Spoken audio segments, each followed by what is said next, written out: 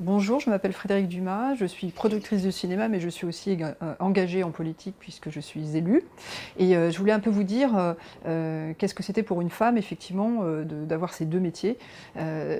Productrice de cinéma, en fait, je trouve que c'est un métier qui est tout à fait pour les femmes, parce que c'est un métier à la fois artistique, un métier d'entrepreneuriat, et je pense que les femmes sont là pour donner naissance à des projets, à y croire, à les porter jusqu'au bout, et ça fait plutôt appel effectivement des qualités féminines. Donc moi je me suis jamais sentie vraiment discriminée dans ce métier de production quand on est sur le terrain et qu'on travaille avec les auteurs. C'est un tout petit peu plus compliqué dès qu'on est dans les sphères de pouvoir, syndicaux ou autres, et c'est pour ça que par contre en politique, puisque je suis engagée depuis longtemps parallèlement, j'ai démarré en fait par la politique, puisque j'étais au cabinet de François Léotard, je m'occupais du cinéma, et là en politique c'est plus compliqué, parce que on est vraiment dans un lieu de pouvoir, on est dans un lieu où les places sont chères. Comme les places sont chères, les hommes estiment qu'effectivement elles leur reviennent de droit. Et c'est vrai que là, par contre, on doit passer absolument par des obligations quantitatives pour la parité, sinon c'est impossible à obtenir. Dès qu'on est dans des zones de pouvoir ou d'attributs du pouvoir, de titres, de décoration, etc., ça devient plus compliqué.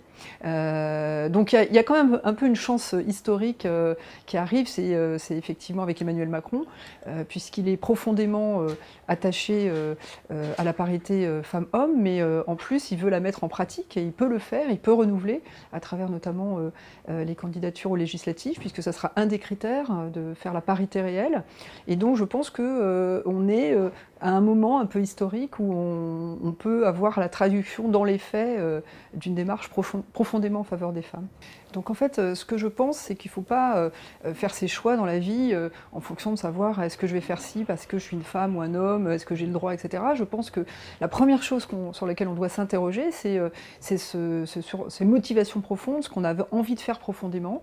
Donc vraiment de s'interroger soi-même, et une fois qu'on a effectivement des envies, des intuitions, etc., c'est là où il ne faut pas avoir ce qu'on appelle le syndrome de l'imposteur. Il faut les suivre absolument, parce que c'est quand on est vraiment juste par rapport à soi-même qu'on peut réellement, à mon avis, écrire qu'on peut tracer son chemin et faire un certain nombre de choses. Donc en fait, il ne faut pas se tromper non plus. Il ne faut pas décider d'aller en politique juste parce que on a dit bah tiens finalement pourquoi pas. Il faut quand même que ça corresponde à une envie et à quelque chose qu'on a le sentiment qu'on doit accomplir. Et à partir de là, c'est là où il ne faut pas avoir de frein et il faut y aller, parce qu'il y aura toujours un moyen d'y arriver, même si c'est compliqué. Et je ne vous dis pas que c'est simple, je dis pas que c'est simple parce qu'il y a quand même beaucoup d'obstacles, mais si on le fait pour des bonnes raisons, je pense qu'il ne faut pas être arrêté par quoi que ce soit, parce que pour nous les femmes, ça va être le fait d'être femme, mais pour d'autres, ça va être leur religion, leur orientation sexuelle. Pour les hommes, aujourd'hui, c'est presque un handicap d'être aussi ce qu'ils sont. Donc finalement, il y aura toujours des obstacles dans la vie, et il ne faut pas non plus le voir de ce côté-là, mais en fait s'interroger sur ce qu'on est profondément et y aller. Pourquoi je suis allée en politique, pourquoi je me suis investie. Au départ, c'était pas une décision, je me suis pas dit toute petite, je vais faire de la politique. En fait, moi, j'étais fondamentalement intéressée par la politique internationale, par les relations internationales, par le monde. Et naturellement, à un moment donné, ça vous emmène à vous occuper, en fait, à vous engager. Et quand on s'engage souvent, pas obligatoirement auprès d'un parti. En tout cas, moi, je me suis engagée auprès d'un homme, j'ai rencontré François Léotard et ça m'a intéressée. Et c'est ensuite que j'ai choisi effectivement de m'engager plutôt au centre droit, parce que je n'arrivais pas à concevoir de ne pas m'occuper de l'univers dans lequel j'étais.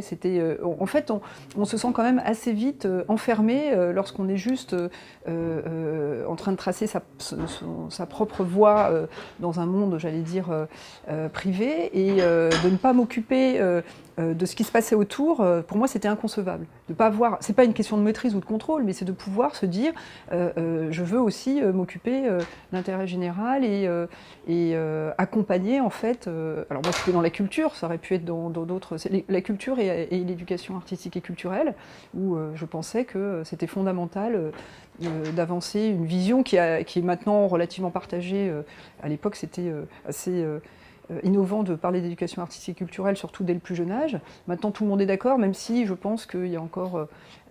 c'est souvent un mot et c'est pas toujours habité, mais il y a encore un chemin. Donc ce chemin-là, je l'ai démarré quand j'avais 23 ans et j'y suis encore. Ça veut dire qu'il y a encore du boulot, il y a encore du chemin à faire.